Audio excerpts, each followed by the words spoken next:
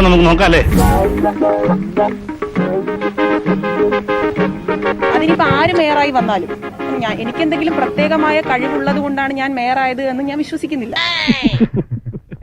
തള്ളി തള്ളി ഇവിടം വരെ കൊണ്ടുവന്നില്ലേ, ഇനി തള്ളല്ലേ താങ്ങൂ. ഇടതുപക്ഷ പ്രസ്ഥാനം ഉയർത്തി കാണിക്കുന്ന നയത്തിന്റെ ഭാഗമായി തീരുമാനങ്ങൾ എടുക്കാനുള്ള രാഷ്ട്രീയപരമായ ബോധം എനിക്ക് തീർച്ചയായിട്ടുമുണ്ട്.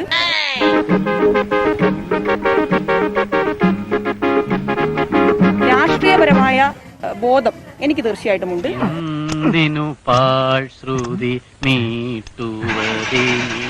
ആര് തന്നെയാണെങ്കിലും യുവജനങ്ങളുടെയും വിദ്യാർത്ഥികളുടെയും സ്ത്രീകളുടെയും പക്വത തീരുമാനിക്കേണ്ടത് അവരല്ല.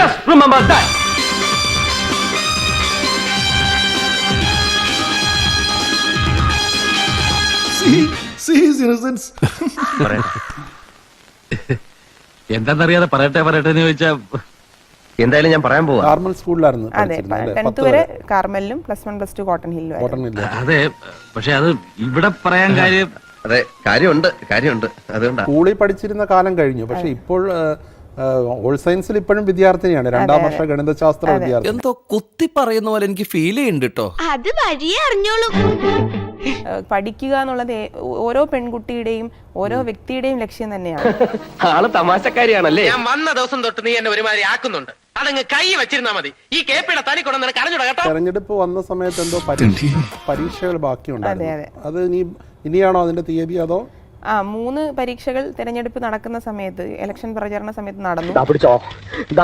അവരുടെ മാർക്കുകൾ സർവകലാശാലയിൽ പരിശോധിച്ചപ്പോൾ മാത്തസിന് 0 മാർക്ക്, സെക്കൻഡ് സെമിസ്റ്ററിൽ മലയാള ഗദ്യ സാഹിത്യത്തിന് 7 മാർക്ക്. നാണക്കേടായല്ലോ ഇന്നത്തെ എന്റെ ഈ അവസ്ഥയിൽ. കടുവയെ പിടിച്ച കിടുവയെന്ന് കേട്ടിട്ടേ ഉള്ളൂ. ഇപ്പൊ മുന്നിൽ. അപ്പൊ ഞാൻ ഇറങ്ങട്ടെ. ഒരു 6 ഇഞ്ച് നീങ്ങി ഒരു ചുവന്ന സ്വിച്ച് കാണുന്നുണ്ടോ?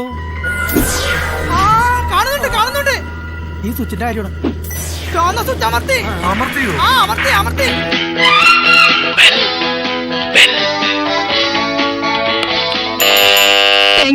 ഈ ഉപകാരം മറന്നാലും ഞാൻ മരിക്കില്ല. ഇതൊക്കെ എന്ത്. അപ്പോ നാളെ നേരത്തെ തന്നെ ഇങ്ങോട്ട് എത്തണം കേട്ടോ. ശരി.